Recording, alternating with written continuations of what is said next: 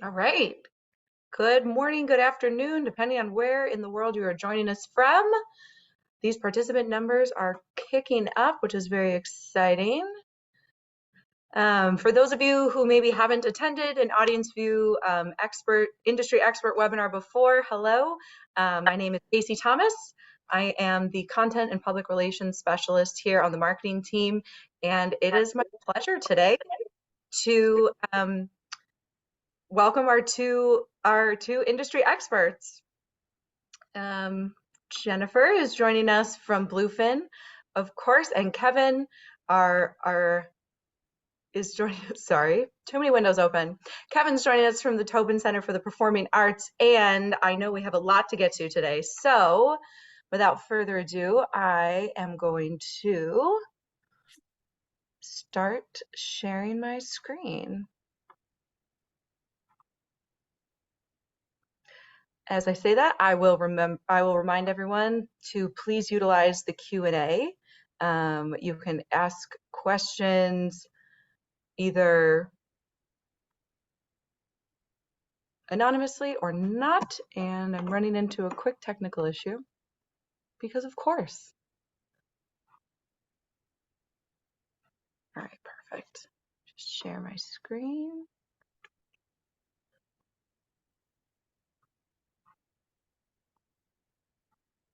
All right, looking for a thumbs up. And Jennifer, I will pass it over to you. Thank you. Thank you for the AudienceView team for inviting me and Kevin to this webinar. I appreciate it, and hopefully you find all the information informative and get something from it. So with that, we'll kind of get started here. Okay. The agenda today is just kind of quick agenda. Talk a little bit about who Bluefin is, if you don't know who we are. I'll talk a little bit about the fraud management solution that we actually have with AudienceView, powered by a fraud management company called Certify. We'll talk about a few fraud trends that we've seen with our merchants. Talk a little bit about some fraud prevention techniques, some lessons learned, and then be ready for Q&A. So if we can get started. Bluefin is the leader in payment and data security.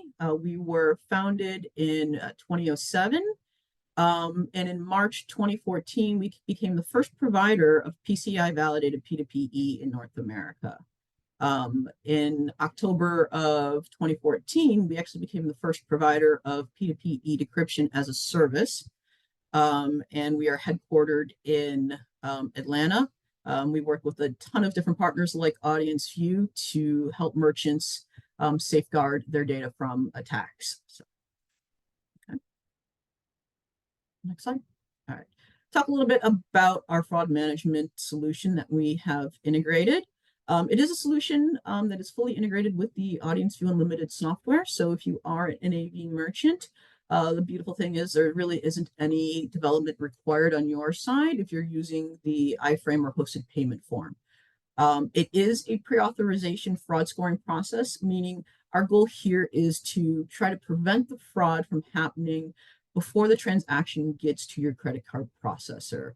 The goal here, again, is, especially if you've been a merchant who's experienced card testing, is the downside is that your processor can shut down your MID. You can wind up with a lot of transactions that get to your credit card processor that you need to refund. So the idea here is to try to stop things happening before they get to that level. We do have reporting built in within the Bluefin Payment Gateway PayConnects that is used with the AV Unlimited software. And overall, it is a really robust and powerful fraud solution. We'll talk about some of the aspects of that fraud solution coming up next.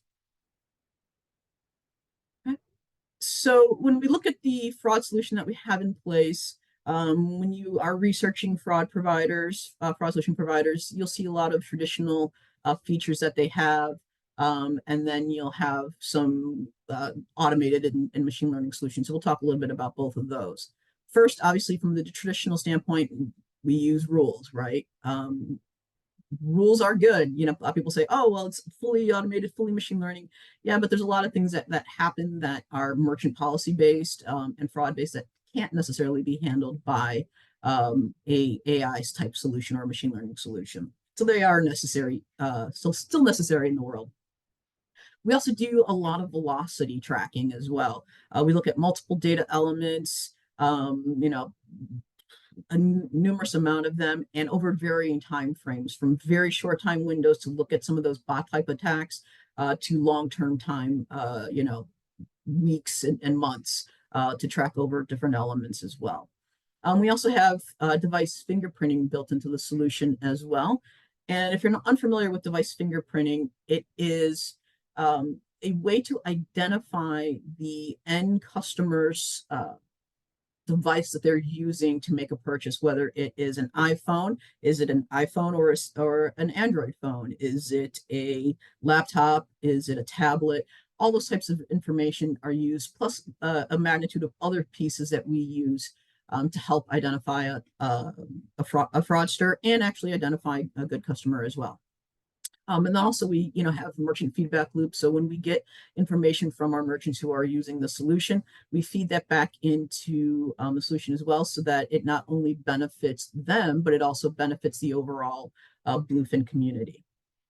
And then from the machine learning and automated solution aspects, we have fully integrated with the Certify Risk ID, which is a community-based data elements that tends towards the negative side of information. So has other certified merchants, and again, attributed anonymously, have they seen certain elements associated with fraud? And it's a real-time solution. So as soon as somebody contributes that information, we are able to take full advantage of that.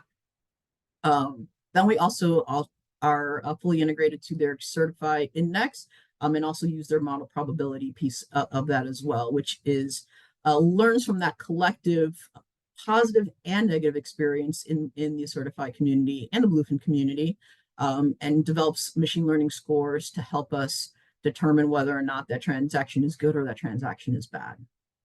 And then also we have built in a card processor feedback loop. So if a transaction does so go through and the card processor tells us this individual card is a fraudulent card, or it's been recently reported as a suspected fraud, we feed that back into the solution automatically. It's all done in a real-time fashion. So again, it's a very robust solution that people can take advantage of.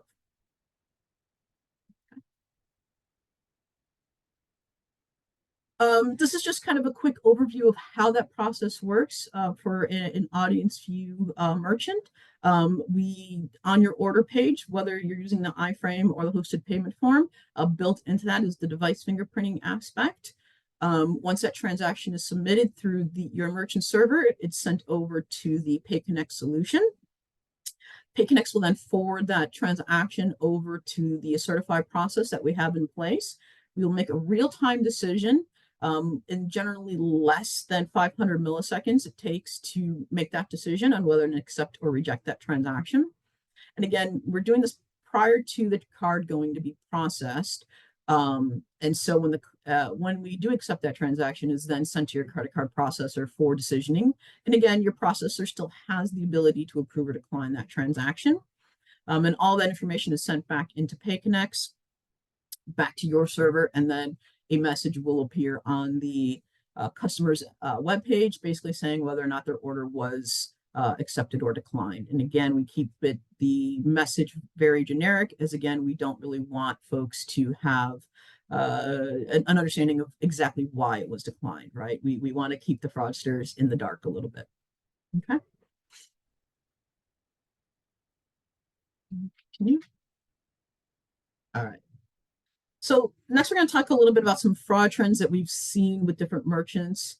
One of the big things that a lot of customers have seen over time is card testing. Card testing is, you'll see that I'm also going to talk about automated attacks. It is an automated attack, but the goal here is really just to test out a card, to really verify that card is actually working, that you can make a purchase on that card so that I can use it in a later fraudulent transaction, right? I'm generally doing, if I'm doing a car testing attack, it's a low dollar attack, generally under $5. Again, they can do it at different amounts, but it's usually a low dollar attack because they don't want the end customer to really realize that there's a large transaction on their account. And two, they're trying to do it on open pages, maybe donation pages, again, where lower dollar values would be accepted. A lot of the attacks that we're seeing are coming from international fraud rings, really located in South America and Southeast Asia. So again, we look at all this information and take that all into account.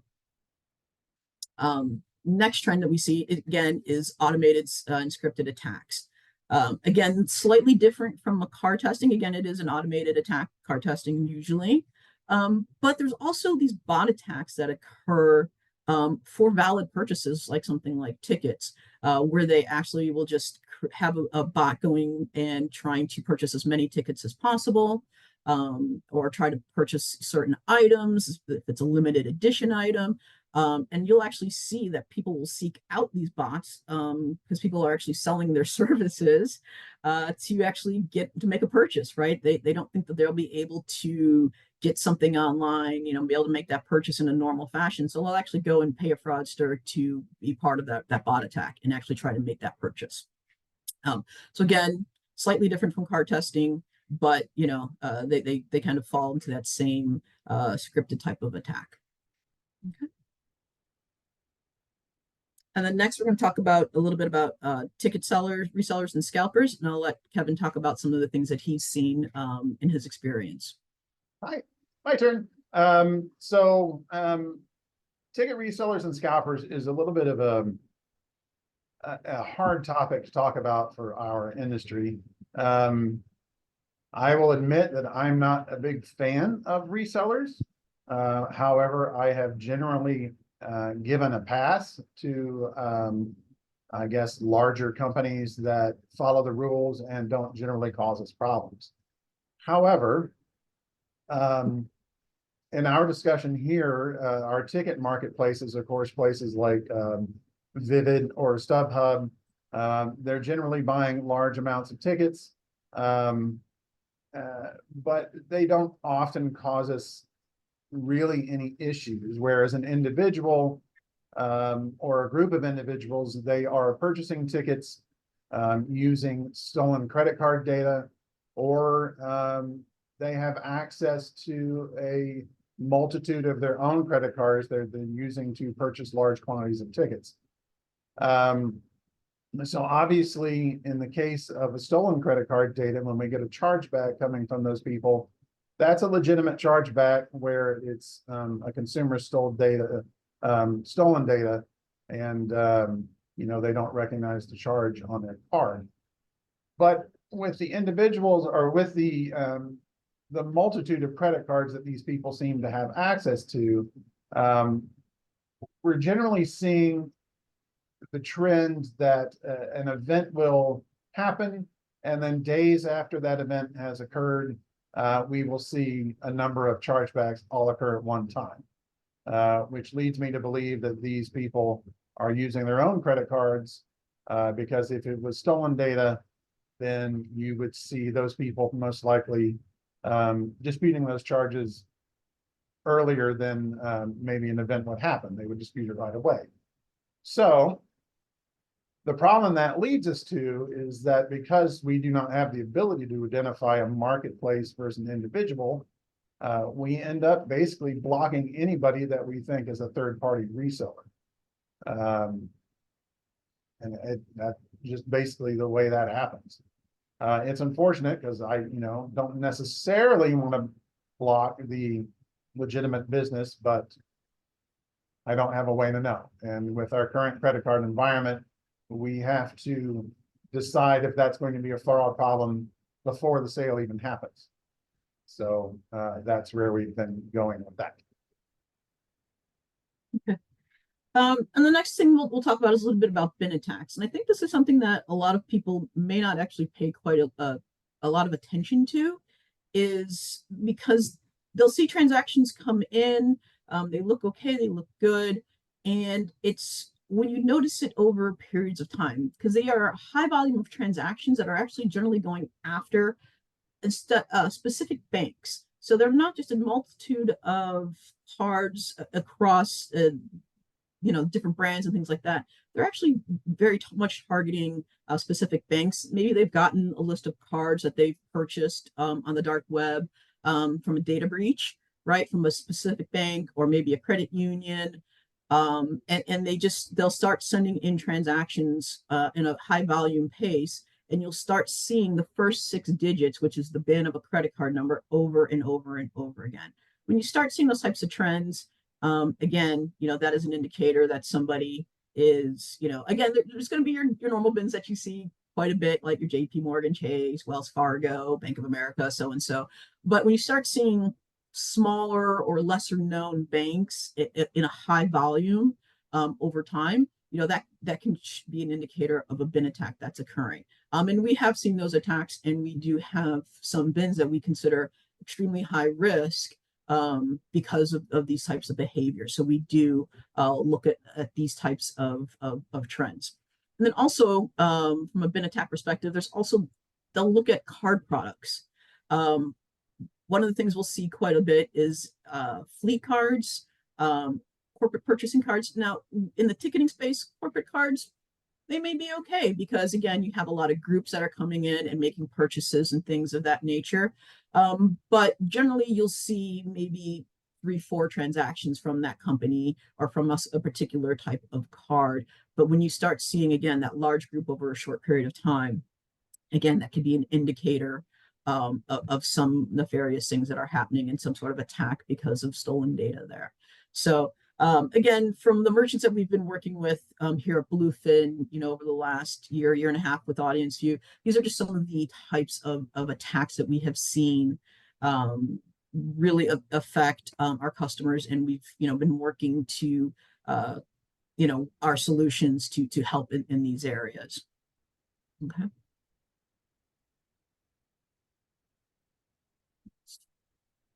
So from a lessons learned perspective, what can we kind of do besides a fraud solution to help prevent these types of attacks and this type of fraud? So Kevin will talk a little bit about the payment process and account process here. Understanding your payment process within your organization. So we all are aware of our own policies towards credit card payments and how our process works, but I would suggest you try to take a deep look at what your payment process is and look for ways that you can improve your fraud risk. So I know one of the things that we do that we're combating is we have a development team and a concierge. And that concierge on our side is not required to enter a CVV code when they're doing a process. Probably not the best idea that we have.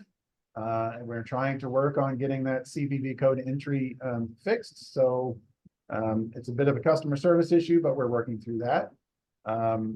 Making sure that you have AVS turned on, address verification system. And in that instance, address verification system is touchy in that it can present customer service issues for you because it can be difficult for customers, as crazy as it might sound, to get their address right when they're doing a charge. So you have to have and be prepared for the ability to deal with that. Maybe giving customers hints as to what may be wrong with their entry if they're getting declines. Sometimes it's a matter of formatting their address is the only problem, and we do help people with instead of typing out street, maybe it's just ST, things along that nature. Looking at how your process responds to the various AVS and CVV result codes. Often you can tailor within your processor exactly what codes that you want to decline and which codes you want to accept. Do you want to decline AVS because the address doesn't match, but the zip code does, or vice versa? Do you want to decline somebody because the address does match, but the zip code doesn't? There's all kinds of variations that you can do, and it's worth looking at to tailor that to what you think will be your best response. Do you have opportunities where a person can make purchases anonymously? Not the best idea, because you have no information to go against should you have a chargeback. And what kind of information are you collecting on a Windows sale? I know often people don't collect any information on a Windows sale. Here at the Tobin, we do require that you at least give us a name and an email address. But that's something you'll have to work with as an organization, because of course that will slow you down. So depends on how you want to handle that. And a big one regarding the testing attacks is, do you have a purchase or donation page where a person can designate their own amount? That is basically an invitation for card testing, when somebody can come in and donate $1 to you over and over and over and over, and just test card after card after card to see if it works. And then you get all kinds of chargebacks, $1 at a time. Great stuff. Luckily, we haven't had to do that here, so we've been very lucky in that case. Monitoring customer purchases for suspicious activity and trends. This one is a pretty big one. Prior to us moving to Bluefin, we honestly didn't do this. We did not have good reporting from Braintree that we were with. Since we've moved to Bluefin, the reports have been great. I get them daily, and I will look at them for trends, things like duplicate names that appear on the same day that might indicate somebody making multiple purchases as the same individual, especially if their order numbers happen to be in sequence where they purchase them very quickly. Looking for duplicate email addresses that aren't attached to the same customer name. I've had instances where the same email address could be coming up against 4 or 5, 6, 7 different customer names, which is highly suspicious. Same thing for a street address, where a street address is coming up attached to the same, or rather, same street address over multiple people. IP address that comes in, where you have a single IP address and there are multiple customers using that same IP address from different street addresses, different states, things along that line, although that can sometimes be attributed to a VPN. So you have to be a little careful on that one.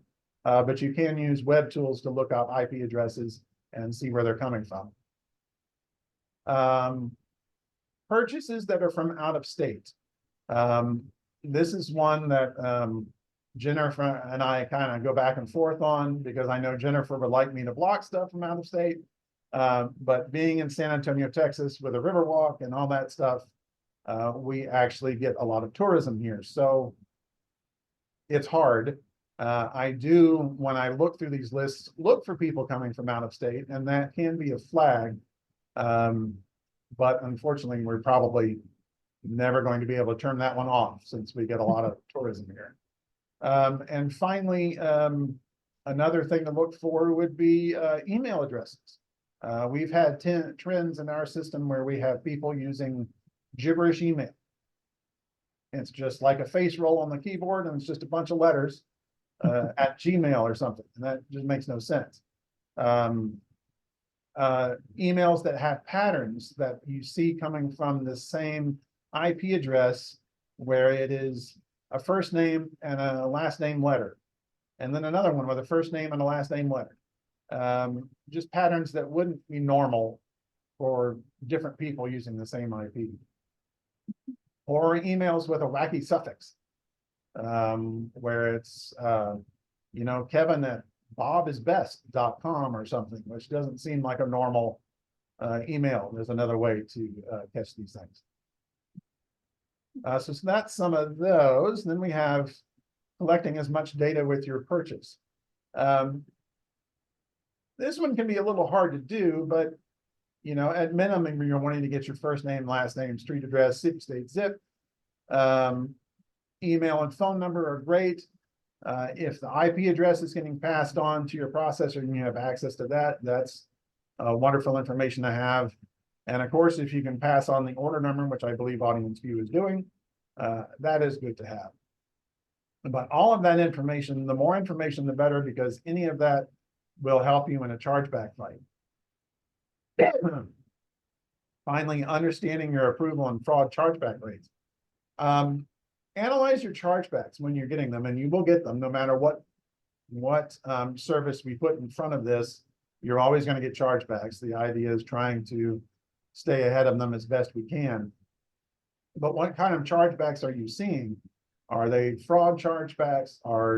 If you're getting legitimate chargebacks is one thing, but if you're seeing friendly fraud, that's a whole different ball of wax. Are these chargebacks pointing you to a specific problem that you may have in your pay flow process? Are you seeing an increase in a particular type of fraud that you need to address? And then another one is with your ABS declines or your settings. Do you need to change your settings with ABS or CVV at your processor because you're seeing too much on the decline side? That can be a little risky depending on how much you want to put yourself in front of a chargeback problem and how much of that you're willing to take as a business expense. But it's a balancing act between that and customer service. So there you go. There's my little piece. All right, so I'll talk a little bit about some account security and fraud prevention techniques. One of the things, as Kevin mentioned, there's lots of different trends that can happen. And again, from a fraud solution, we're looking, to minimize a lot of these trends that Kevin's been mentioning and being able to knock those down on an automatic process. But there's also like some of these subtle things that we talked about from the bins and other things. But a lot of it is, again, as Kevin mentioned, your fraud solution and your fraud processes are going to try to stop, a large portion of that, right?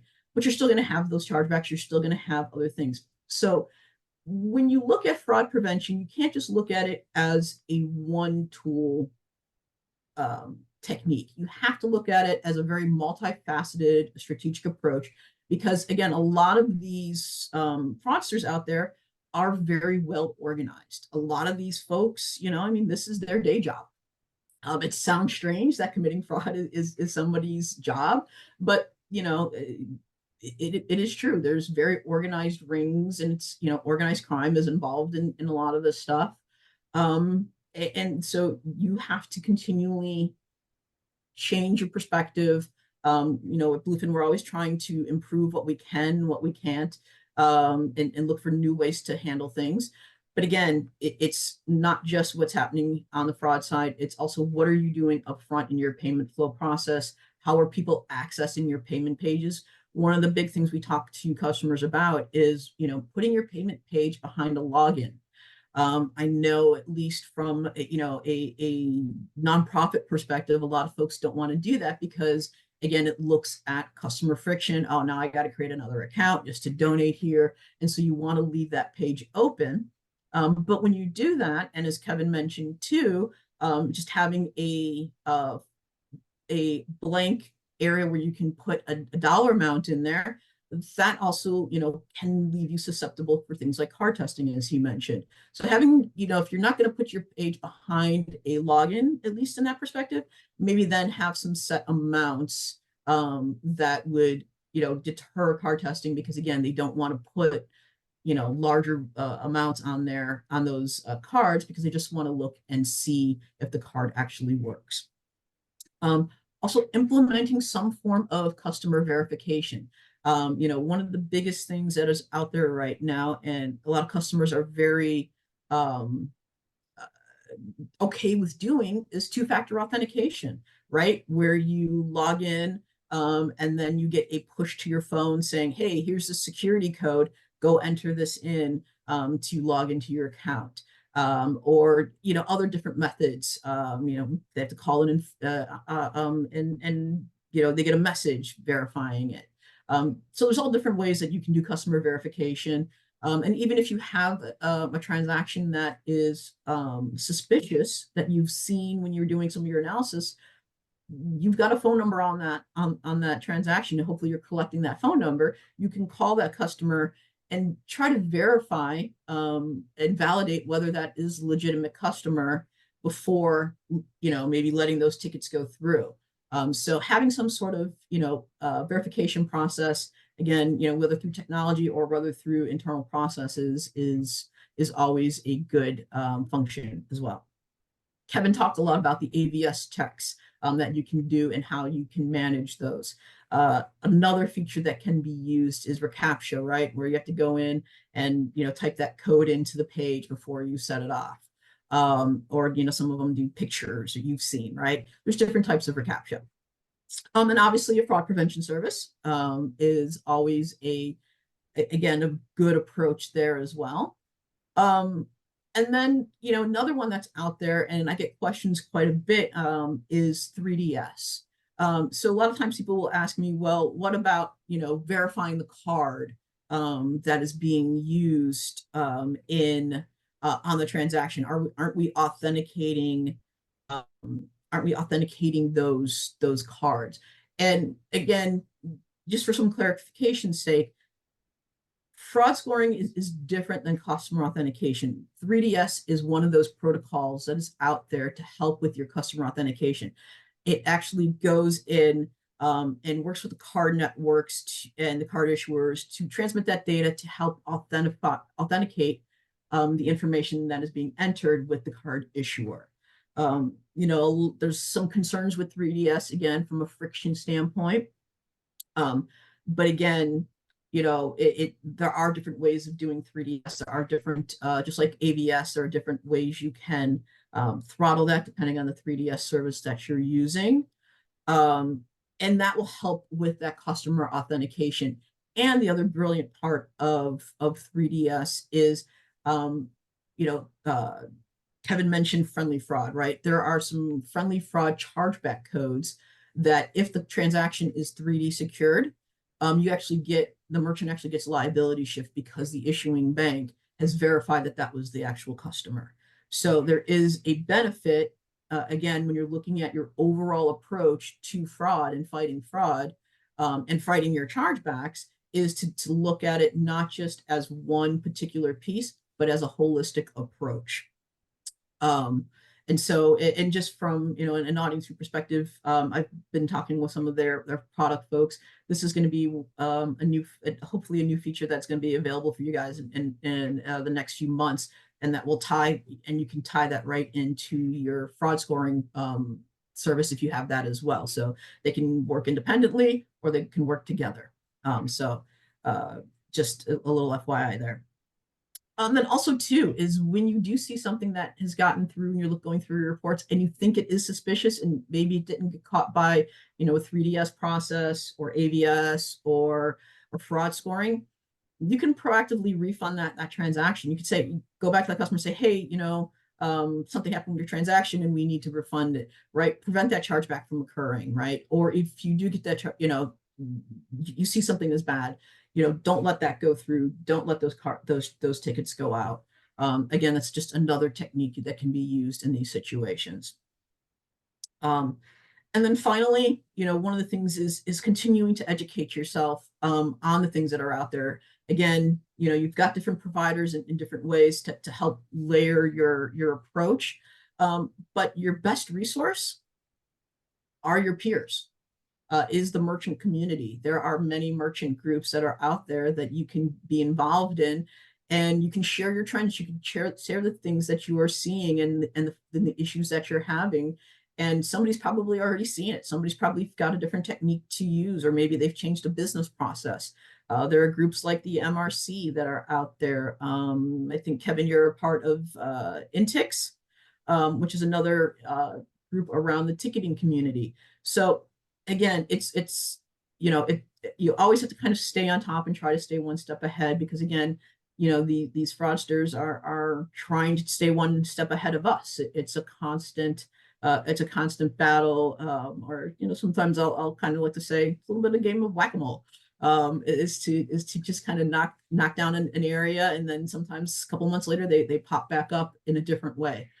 and just always changing your techniques and working with your providers, regardless of what the solution is, to try to continue to grow.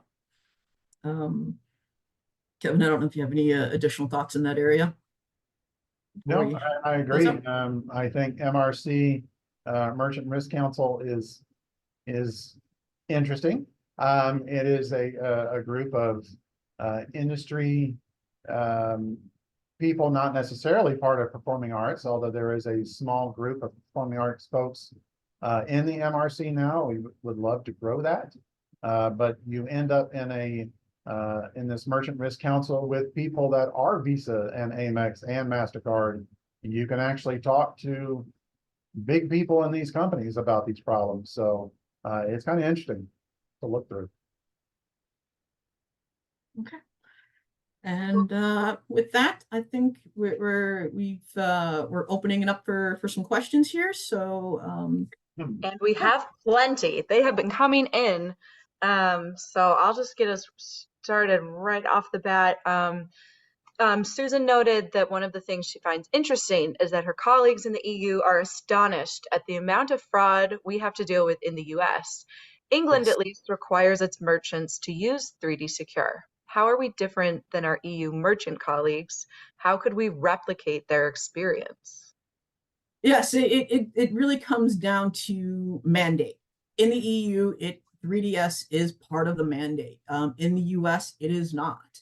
And in the EU, it is just considered part of the experience to have to go through 3D Secure. We talk a lot here about friction and not wanting to put the challenge in front of a customer because of concerns about abandonment rate, and not getting that transaction. And again, like I said, there's not that overall government mandate for it. So again, I'm a big proponent of 3DS. I think it is very valuable. It like I said, you want to be able to use different tools and techniques. And again, there's a way to throttle those 3DS challenges as well. Some 3DS services run in the background, and only throw up a challenge if absolutely necessary. Ours is one of those types of 3DS. Other ones, if you're doing it in integration directly itself, you might want to be more restrictive and have 3D Secure come up all the time. So again, that's why having that customer authentication piece is an important piece, but it is also separate from the fraud management piece. So just like to make sure that people understand those two differences there. And again, it's really the adoption rate in the US is really due to the lack of mandate here. Another great question came in that maybe Kevin, you can give some insight from your many years in the box office. Julie asks about proactively refunding transactions. What reason can we use to send to the customer informing them their sale has been refunded? Yeah, that's a tough one. Usually for us, we're just pretty upfront about it. If we have to have a pretty good reason to go back and refund that customer, and usually for us, it's going to be pretty obvious. We're going to find that customer has multiple orders across different shows. Usually, I'm sure you find that person is purchasing the max number of tickets they could for the show. Usually for us, it might be 8 tickets at a time, and they've probably done it multiple times. So if we see that might be a reason. We also try to keep history on people. So if we've seen a trend on these people before, and it's the same person that may have done something like this before, and we've had issues, then we'll just go ahead and refund that account. And often, I don't even believe we tell them that we just refund it and it's done. We take those tickets out and they're gone. So maybe a harsh response, but I would say we probably don't often refund people. It has to be a pretty egregious point for us to get there to do the refund. Mm-hmm.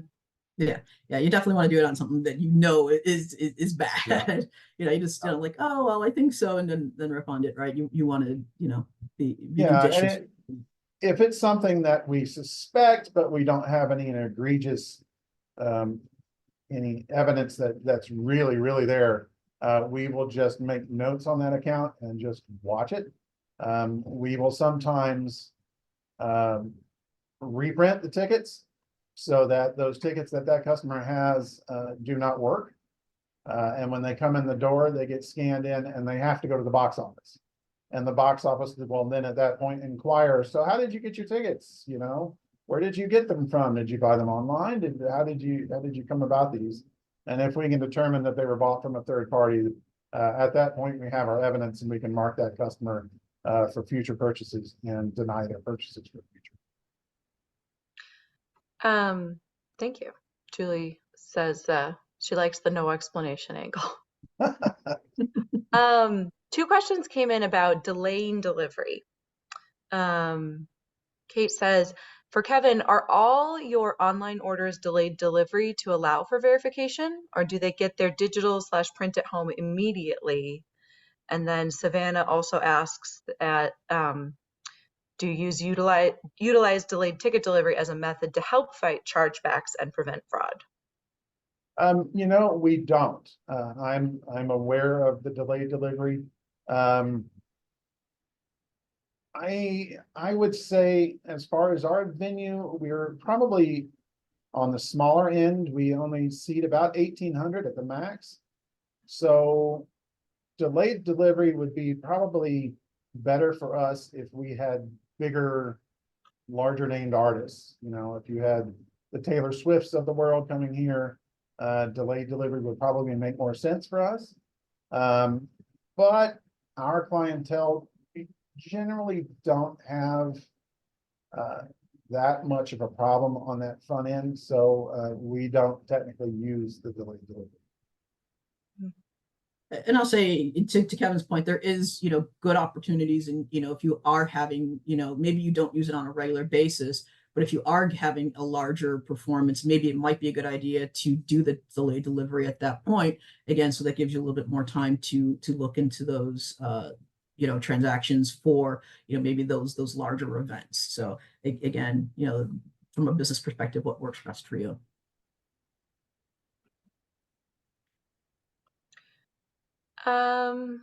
We had one from way in the beginning. How can you distinguish, this is probably a fairly large question, but what are some ways that you can distinguish a good customer versus a fraudulent customer? You touched on the sort of like suspicious looking email addresses. Yeah, and honestly, that's the $1 million question, right? Is how do you identify a good customer versus a bad customer? A lot of that is going to be from analytics, right? Obviously Kevin mentioned some visual clues that you have when looking at an order. Does that email just look really suspicious? Do you get an email domain? One of the things that we do is we look at the age of an email domain. Is it something that has several years there? Or is it something that has been created relatively recently, under a year, under a couple of months, right? Because again, fraudsters will go out there and just create email domains and just start using those. And if you put that domain into your browser, does it actually go to a legitimate website? That's from a non-fraud technique is some of the things that you can look at is just those techniques.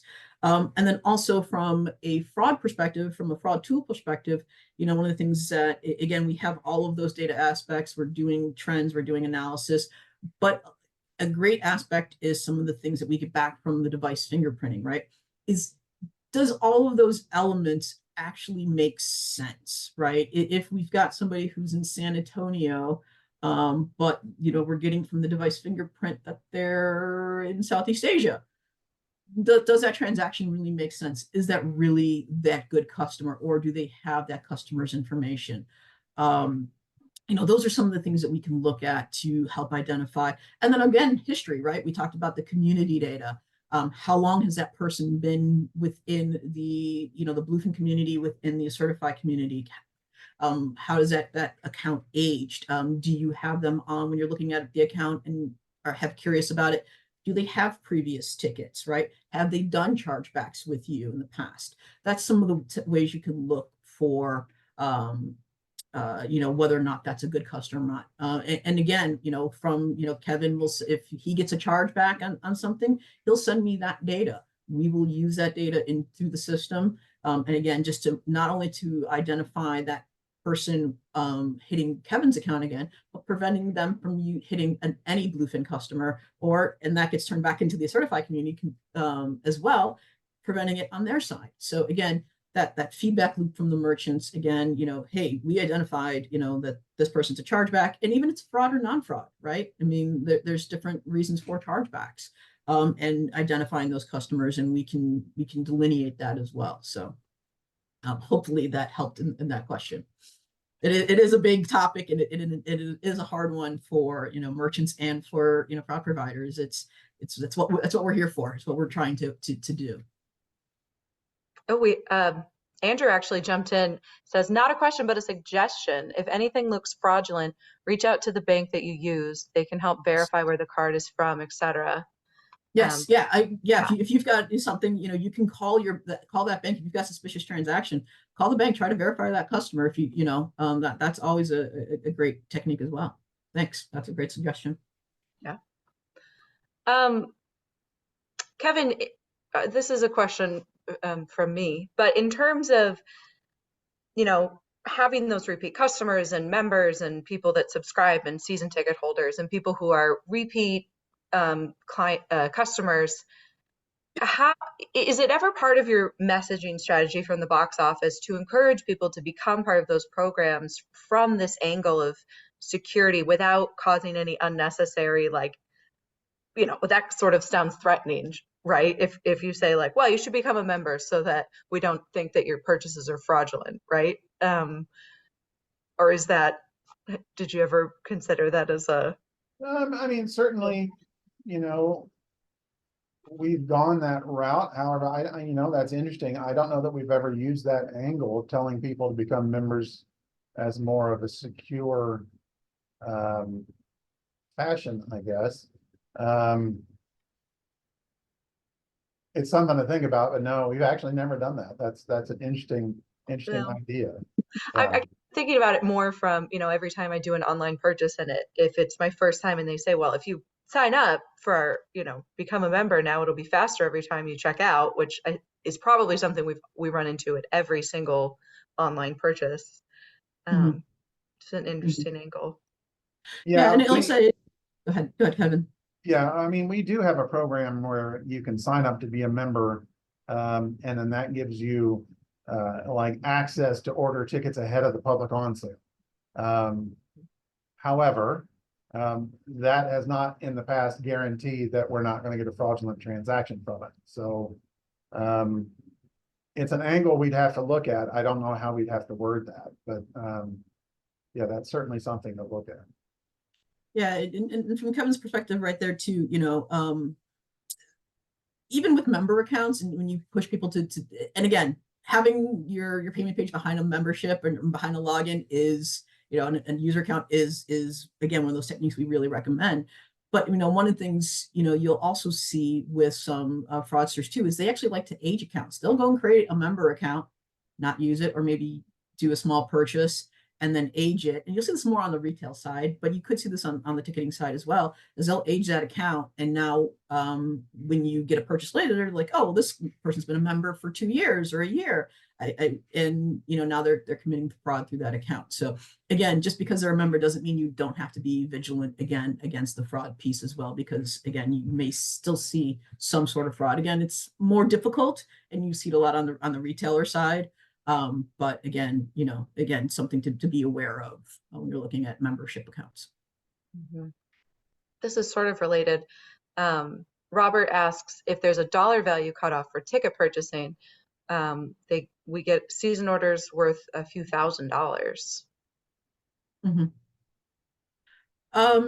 It depends on where those season tickets are coming from. Is that through your is it a renewal program?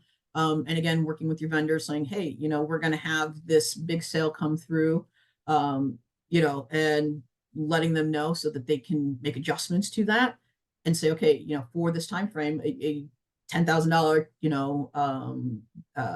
transaction isn't going to be unusual, or a $5,000 transaction isn't going to be unusual. And then once that period season renewal period is over, you can go back and make those adjustments to say anything that when you see those types of transactions, then that might be more unusual at that point. So again, it's constantly, updating, and you can't be stagnant in anything that you're doing when it comes to fraud. Mm-hmm. Looking through more questions that came through.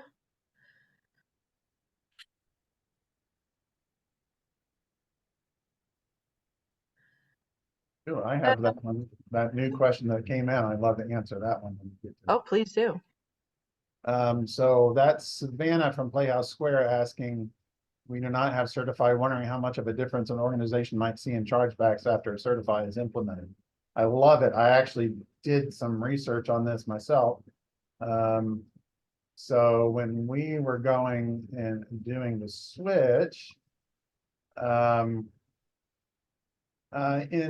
basically as we approached, I guess it was right before the pandemic, but around up to about August of 2022, we might see one chargeback a month, maybe zero. At that point for us, it was just a cost of business. And then in September of 2022, the dam broke open. And in that month, things took off. And by October of 2022, we were getting 35 chargebacks a month. And in February of 2023, we had our worst month ever. And we had chargebacks for us totaling just under $10,000. So that became a huge indication that we needed to do something. We were with Braintree at the time, and we didn't really have any fraud solutions that would work for us because all of their solutions required editing on the server side in web injections for AudienceView, which I didn't think AudienceView was going to be willing to rewrite their software for just little us. So we started doing our investigation. Since then, we started with and finally went to a certify in August of 23. And at that point, we were back down to one or no chargebacks again. And the worst we've seen over the past, about 6 months, was right after Christmas. We got about 5 or 6 of them. But since then, we're back down to maybe one a month. So I don't have a whole lot of data on our certify so far, but I can say it's been a positive experience for us. So, yeah. I have another that sort of may hopefully take us, I see we're in the home stretch here, but for both of you, if you were to say, 1 or 2 strategies to walk away from this webinar in terms of actionable next steps and your advice, that people in the, steps they can take to protect themselves and patrons from fraud, what would you say is your top advice? I would say, again, you have to continually look at fraud and look what's happening. You just can't, set it and forget it. It's not that type of world. So if you're doing nothing right now, you could start with, putting your payment page behind a login screen, right? You can require people to sign up. If you don't want to put it behind a login screen, right, then if you're doing donations, put set amounts, minimum amounts on your donation page that the people have to use. That'll help you with some of the card testing aspects. Again, find out which tools work for you. Use different tools. So with AudienceView, you can set up things like reCAPTCHA, You can set up AVS checks, CVV checks. That's all stuff that's in the AV software. You can set up, and then if you really want to go to that next step, there's obviously fraud scoring service, which is a good thing, but there's also other things like 3DS out there. But also reviewing your transactions, and being proactive in the solution, and not just going and thinking every transaction that's coming through is a good transaction. Becoming more aware of your processes, and then looking at, as Kevin said, look at your payment flow. Where can you make improvements? So, again, first thing, take a look at your ecosystem, see what's out there, see what small things you can do first. And then, once you've made those, then you can start looking at some of your bigger solutions as well. So that'd be my advice. I don't know, Kevin. Yeah, for me, I would say, just, I would mirror what Jennifer's saying, is just looking at your data. Before I went to Bluefin and we were with Braintree, we didn't get good reports, and I never really spent any time looking at what our customer purchases were. Since we've moved to Bluefin, and now I'm looking at them on a daily basis, and sometimes pulling them at a month at a time, sometimes looking at the whole database, which is a lot, but looking for those trends. And then I can't emphasize enough having a good relationship with whoever your representative for your processor is. Jennifer, to me, has been outstanding. And she's very responsive to everything that we need to do, any requests that we have. I usually work with her. I know one thing for Bluefin is people will be, or certify, is people will say, I can't control the rules. I can't see what the rules are, but for me, that's been fine. I don't have that industry expertise of what the rules should be. So I will often send Jennifer a list of things I see that look suspicious to me, and then give her and her knowledge the ability to look at those and tell me, yeah, those look bad, or yeah, I can see where. I think one of the terms you use, Jennifer, is I'm going to set it to warm. So it makes the certified give it a little bit of a caution rather than turning them off. So I trust her expertise to do that, and it's worked out great. I've seen differences in my lists. I was telling Jennifer yesterday, I've seen a bot that's been on my list every day since we started. And it's been, since we started rejecting it, I see it rejected every day, which is crazy that it's still happening, but it's always there. I guess they don't pay attention to it being there, but it's blocked every time.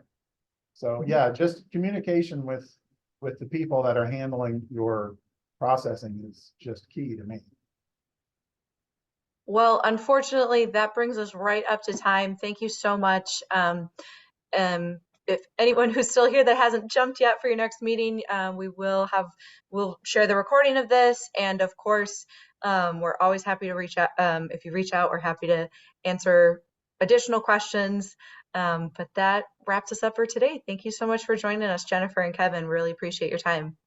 Thank you for having us. Thank you. Thank you.